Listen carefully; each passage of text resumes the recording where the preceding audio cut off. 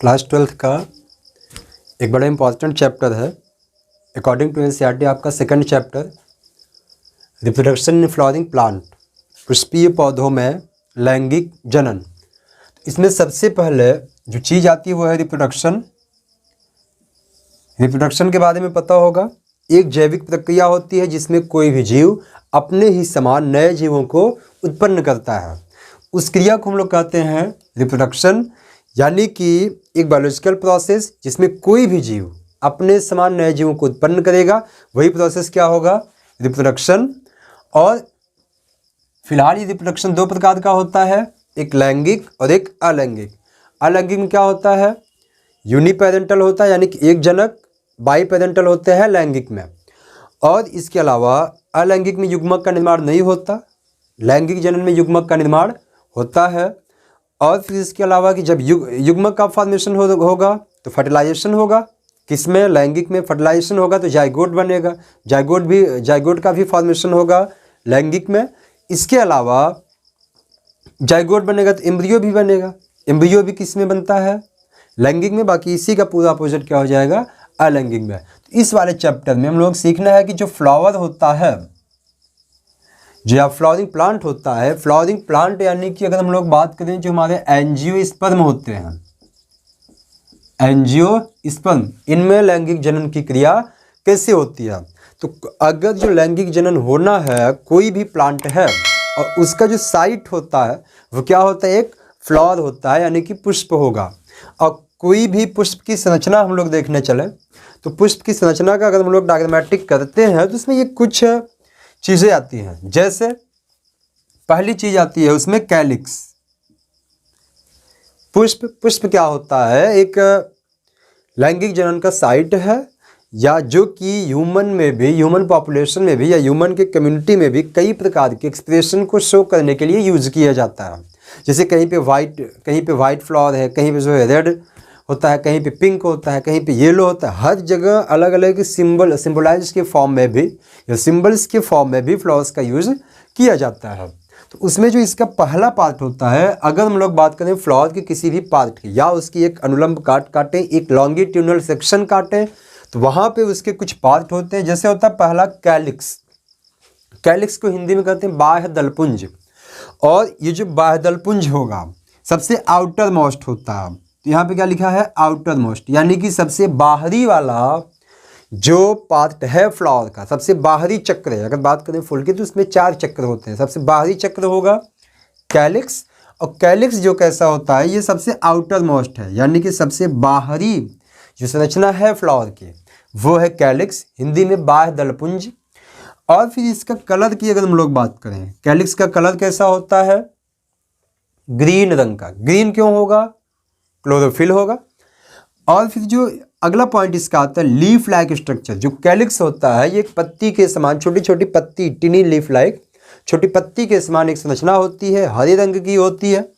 इसका फंक्शन क्या है, प्रोटेक्ट द फ्लावर, यानी कि पुष्प की सुरक्षा करना या रक्षा प्रदान करना। कब, इन बड कंडीशन, जब कोई भी फ्लावर अपने बड कंडीशन में होगा। जैसे मान लीजिए कि ये कोई फ्लावर है और ये कैलिक्स है, ये पूरा इसको चारों तरफ से प्रोटेक्शन प्रोवाइड करेगा जब ये बड फॉर्म में होगा, यानी कि कलिकावस्था में होगा उस समय। अब जैसे जैसे कलिकावस्था इसकी खत्म होगी, फ्लावर धीरे धीरे खिलना शुरू करेगा, ब्लूम होना शुरू होगा, और फिर कैलिक्स पूरे उसको क्या कर देंगे, बड कंडीशन में प्रोटेक्शन प्रोवाइड करेंगे। फिर इसकी यूनिट जो होती है, कैलिक्स जो होता है एक यूनाइटेड मतलब कि ये यूनाइटेड भी हो सकता है, फ्री हो सकता है, भी आगे हम लोग बात करेंगे इसकी। लेकिन ये जिससे मिलके बना होता है, कैलिक्स की इकाई जो होती है वो क्या होती है, यूनिट इसकी सेपल होती है। जैसे पूरी बॉडी किससे मिले बनी होगी, सेल से। तो हम लोग कह सकते हैं कि सेल जो होती है वो यूनिट है कंप्लीट बॉडी की। तो वैसे ही कैलिक्स की भी यूनिट होती है, क्या होती है, सेपल। अब सेपल में 2 कंडीशन है, जो दोनों सेपल होंगे, या तो दोनों आपस में एकदम यूनाइटेड होंगे यानी कि फ्यूज किए होंगे, या तो दोनों अलग होंगे, फ्यूज और फिर अलग। अगर दोनों यूनाइटेड हैं, फ्यूज हैं, तब इसको कहते हैं हम लोग गैमोसिपेलस।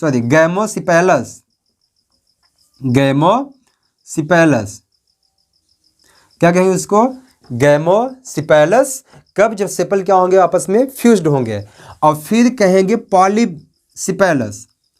पॉलीसिपेलस, पॉलीसिपेलस कब कहेंगे? जब सेपल क्या होंगे? फ्री होंगे। सेपल क्या है? जो आप फ्लावर देखते हो उसके जो नीचे वाला पार्ट ऐसे होता है इस तरीके से, कुछ ये वाला पार्ट नीचे इसके लीफ लाइक, इसी को हम लोग क्या कहते हैं?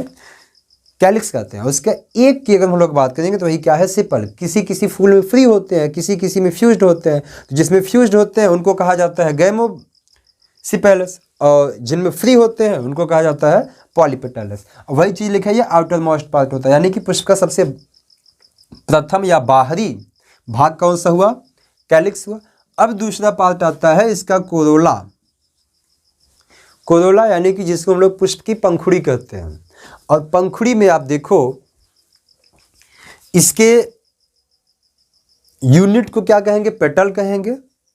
यूनिट इसकी होगी पेटल।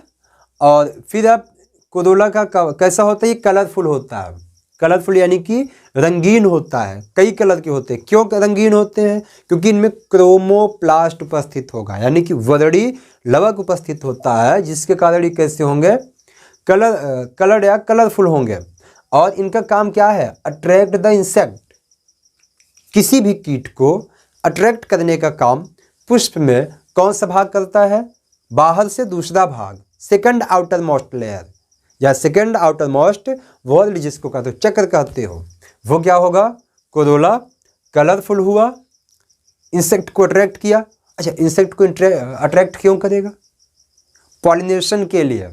पॉलिनेशन की आगे अभी हम लोग बातचीत करेंगे। कोई भी इंसेक्ट अट्रैक्ट होगा क्योंकि उसके मान से पैर वगैरह में कहीं दूसरे फ्लावर पे गया था, पॉलन ग्रेन लगे थे, अब फिर वो अट्रैक्ट होकर दूसरे फ्लावर पे आएगा तो वो पॉलन ग्रेन आ जाएंगे इसके स्टिग्मा पे, जिसको क्या नाम दिया जाता है? पॉलिनेशन, यानी कि transfer of pollen grain from anther to stigma, यानी कि पराग कोश से पराग कणों का निकलकर वर्तिकाग्र पे पहुंचना परागण की क्रिया होती है। और चूंकि हम लोग इसलिए कह सकते हैं कि जो कोरोला होता है हेल्प्स इन पॉलिनेशन इनडायरेक्टली, और ये जो कोरोला होता है कंप्लीटली स्टेराइल पार्ट होता है। स्टेराइल पार्ट मतलब कि ये रिप्रोडक्शन में भाग नहीं लेता। और फिर हम लोग इसकी यूनिट क्या हो गई? पेटल हो गई। जैसे सेपल यहाँ पे दोनों एक फ्यूज किए थे या फ्री थे, सेम वही चीज़ यहाँ पे है। पेटल अगर फ्यूज्ड है तब इसको कहेंगे गैमोपेटलस, और अगर ये फ्री है तब इसको कहते हैं पॉलीपेटलस। यहाँ पे सिपेलस था और यहाँ पे पिटेलस है। और कोरोला भी कैसा होता है? हमारा स्टेराइल पार्ट होता है। ये भी कैसा होगा? स्टेराइल होगा। और जो कैलिक्स होता है, कैलिक्स भी कैसा होता है? स्टेराइल ही होता है, यानी कि ये जनन में सही पूरी कंप्लीटली या डायरेक्टली या इनडायरेक्टली किसी भी तरीके से कैलिक्स पार्टिसिपेट नहीं करता। लेकिन जो कोरोला है ये इनडायरेक्टली तरीके से रिप्रोडक्शन में हेल्प करता है। कैसे? इंसेक्ट को अट्रैक्ट करेगा। अब फिर अगर हम लोग इसके तीसरे चक्र की बात करें, इसका जो तीसरा चक्र होता है बाहर से, वो होता है एंड्रूसियम। एंड्रूसियम यानी कि पुमंग कहते हैं, जो मेल पार्ट होता है इसका। एंड्रूसियम के अकॉर्डिंग टू एनसीईआरटी देखेंगे तो दो पार्ट है, एक एंथर जो कि बाइलोब्ड होता है, और एक फिलामेंट जो तंतु होता है, यानी कि एक धागे लाइक स्ट्रक्चर जैसी होती है जिससे कि ये एंथर जुड़ा होता है, उसको हम लोग क्या कहते हैं? जिससे जुड़ा होता है फिलामेंट। और वो कंप्लीटली स्ट्रक्चर क्या है उसका? लोब जैसा जो है वो है एंथर। अब एंथर और फिलामेंट दोनों को जोड़ने वाला होता है कनेक्टिव, आउट ऑफ एनसीईआरटी है, यानी कि संयोजक हिंदी में कहते हैं। और ये फिलामेंट भी स्टेराइल पार्ट होता है, कनेक्टिव भी स्टेराइल पार्ट होता है, और एंथर जो होता है ये इसका फर्टाइल पार्ट है। फर्टाइल पार्ट कैसे हुआ? क्योंकि यहाँ पे जो होता है पॉलन ग्रेन का फॉर्मेशन होगा, और पॉलन ग्रेन के अंदर बनता है मेल गैमिट। वे मेल गैमिट जो पॉलन ग्रेन होता है उसको हम लोग कहते हैं कैरियर ऑफ मेल गैमिट, यानी कि मेल गैमिट को अगली जगह पे ले जाने वाला होता है पॉलन ग्रेन। अभी आगे सीखेंगे। और इसी एंथर के अंदर बनता है, इसी के अंदर होते हैं बीजाणुधानी जिसको आप माइक्रोस्पोरेंजिया कहते हो। फिर इसका जो इनर मोस्ट लेयर होती है वो होती है गाइनोसियम।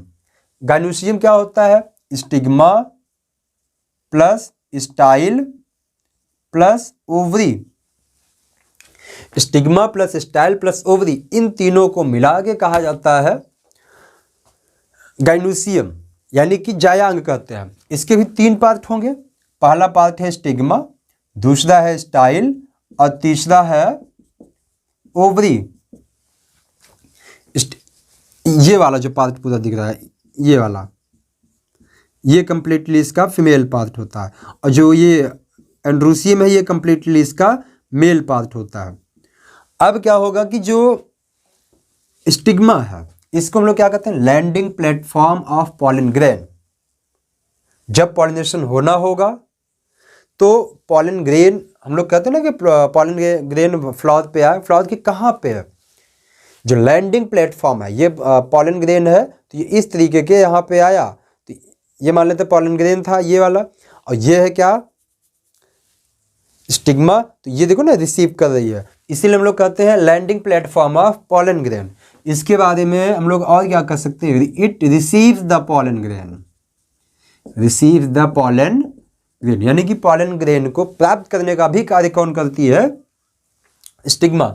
और ये क्या होता है, स्टिकी होती है, चिपचिपा होती है। क्यों चिपचिपा होती है, जिससे कि पॉलन ग्रेन यहाँ पे आके रुक जाए, वो कहीं और भी हवा या डिस्पर्स ना हो सके किसी के द्वारा, इसलिए कैसी होगी, स्टिकी होगी। इसके अलावा फिदरी भी होगी, फिदरी माने कुछ रोम जैसे स्ट्रक्चर्स भी छोटे छोटे यहाँ पे निकले होते हैं, जिनके कारण क्या होगा, वो पॉलन ग्रेन वहाँ पे आएगा और उसी में फंस जाएगा, और जिसके कारण पॉलिनेशन की क्रिया संपन्न होगी। ये तो हुआ स्टिग्मा, पहला पार्ट गाइनोसियम का पहला पार्ट क्या हुआ, स्टिग्मा। इसके बारे में क्या था, रिसीव द पॉलन ग्रेन, और फिर landing platform of pollen grain, और फिर स्टिकी होती है, चिपचिपा होती है, और अगली चीज फिदरी भी होता है, इसमें कुछ बाल या हेयर लाइक स्ट्रक्चर्स प्रेजेंट होते हैं। दूसरा पार्ट इसका होता है स्टाइल, ये वाला भाग, ये वाला भाग क्या होता है इसका, स्टाइल। स्टाइल को हम लोग क्या कहते हैं, इसको कहते हैं वर्तिकाग्र, स्टाइल को कहते हैं वर्तिका। इसका सिर्फ एक चीज आप जानो, connect the ovary to stigma. ध्यान, एनसीईआरटी में ये लाइन लिखी है, it connects the ovary to stigma. वहां पे ये बात नहीं लिखा है कि it connects stigma to ovary, stigma to ovary नहीं लिखा है, क्या लिखा है, ओवरी टू स्टिग्मा। क्यों, क्योंकि ये जो एराइज होती है, स्टाइल एराइज होती है, निकलती है, कहाँ से निकलती है, वो ओवरी से, ओवरी से निकलती है, इसीलिए वहां पे एनसीईआरटी में लिखा क्या है, it connects the ovary to stigma. Stigma को ओवरी से नहीं जोड़ती, ओवरी को स्टिग्मा से जोड़ती है, दोनों को जोड़ने का कार्य करेगी स्टाइल। जो इसका थर्ड पार्ट होता है, लास्ट पार्ट होता है गाइनोसियम का, वो होता है ओवरी। ओवरी क्या होती है, स्वोलन एंड ऑफ ओवरी। ठीक, यहां पे गाइनोसियम लिखोगे, स्वोलन एंड ऑफ गाइनोसियम, यानी कि गाइनोसियम का जो फूला हुआ भाग होता है वो क्या होता है, ओवरी होती है, और इसी के पास क्या होते हैं, ओव्यूल होते हैं। ओव्यूल का स्ट्रक्चर अभी हम लोग आगे बनाएंगे। तो ओवरी, अब जो फर्टिलाइजेशन होगा, फर्टिलाइजेशन कहाँ पे होता है, इसी ओवरी के अंदर, ये ओवरी है, इसी ओवरी के अंदर ओव्यूल उपस्थित होते हैं। और ओव्यूल का स्ट्रक्चर अगर आपको याद होगा तो ये कुछ इस तरीके से होते हैं। अब डिटेल स्ट्रक्चर हम लोग इसका बनाएंगे आगे। तो ओव्यूल उपस्थित होंगे, और इसी ओव्यूल के अंदर 7 सेल्ड 8 न्यूक्लिएट स्ट्रक्चर, जिसको एम्ब्रियो सैक कहते हैं, भ्रूण कोश उपस्थित होता है, और जिसमें कि डबल फर्टिलाइजेशन की क्रिया होती है, द्विग निषेचन की क्रिया संपन्न होती है। आगे एक एक पूरा कंप्लीट करें। तो ये जो, अब इसके बाद फ्लावर जिस जगह पे पूरा बैठा हुआ होता है, जिस चेयर पे बैठा होता है, उसको कहते हैं हम लोग थैलमस, यानी कि पुष्पासन, अर्थात पुष्प का आसन जो होता है। अब उसका जो लास्ट पार्ट होता है, एक स्टाक लाइक स्ट्रक्चर, उसको हम लोग क्या कहते हैं, पेडिसेल कहते हैं। तो ये कंप्लीट पार्ट होता है किसका, किसी भी एक फ्लावर का। फ्लावर में 4 पार्ट, पहला कौन, calyx, Corolla, androecium, gynoecium. Calyx outer most, second outer most Corolla, third outer most androecium, और लास्ट या इनर मोस्ट लेयर, कौन सी लेयर तो नहीं कहेंगे, इनर मोस्ट जो है उसका जो चक्र होगा, वर्ल्ड होगा, वो क्या होता है, गाइनोसियम। अब फिर इसके बाद जो कैलिक्स कैसा था, ग्रीन कलर का, कैलिक्स ग्रीन कलर, और इसका फिर क्या काम रहा, प्रोटेक्ट द फ्लावर, फ्लावर को जो है प्रोटेक्ट किया। कब प्रोटेक्ट किया ये, बड कंडीशन में। फिर उसके बाद लीफ लाइक स्ट्रक्चर था, पत्ती की जैसी संरचना थी। इसकी यूनिट को, इसकी इकाई को हम लोग नाम दिए थे सेपल, यानी कि बाह्य दल। जब सेपल फ्यूज होंगे तब उसको कहते थे गैमोसिपेलस, और जब ये फ्री होंगे तब उसको क्या कहते हैं, पॉलीसिपेलस। दूसरा पार्ट क्या था इसका, कोरोला कलर्ड होता है, यानी कि कलरफुल होता है। क्यों, क्योंकि क्रोमोप्लास्ट उपस्थित होता है। उसका फायदा क्या है, उसका सिग्निफिकेंस क्या है, इंपॉर्टेंस क्या है उसका, वो ये इंसेक्ट को अट्रैक्ट करता है। किसके लिए, पॉलिनेशन की क्रिया के लिए, परागण की क्रिया के लिए। अब वही उस जैसे कैलिक्स की तरह इसकी भी यूनिट होगी पेटल, और पेटल फ्यूज हो सकते हैं या तो फ्री हो सकते हैं। फ्यूज हो सकते हैं तो उनको हम लोग नाम दिए थे गैमोपेटैलस, फ्री थे तो उनको नाम दिए थे पॉलीसिपेलस। अब इसके बाद तीसरा पार्ट होता है इसका एंड्रोसियम, जो कि मेल पार्ट होता है, और इसके भी 3 पार्ट होंगे, एंथर, कनेक्टिव और फिलामेंट। फिलामेंट भी स्टेराइल, कनेक्टिव भी स्टेराइल, एंथर हुआ फर्टाइल। क्यों, क्योंकि यहाँ पे पॉलन ग्रेन, जिसको हम लोग कहते हैं कैरियर ऑफ मेल गैमिट, उसका फॉर्मेशन होता है। फिर इसका जो थर्ड पार्ट लास्ट पार्ट होता है वो क्या होता है, गाइनोसियम। 3 पार्ट होंगे गाइनोसियम के, स्टिग्मा, स्टाइल, ओवरी। स्टिग्मा भी इसकी स्टेराइल होती है, और स्टाइल भी स्टेराइल होगा, और स्टिग्मा भी स्टेराइल होगा, लेकिन ओवरी क्या होगी, फर्टाइल होगी। और स्टिग्मा पॉलन ग्रेन को रिसीव करेगा, लैंडिंग प्लेटफॉर्म होता है, स्टिकी होता है, इसके अलावा फिजरी होती है।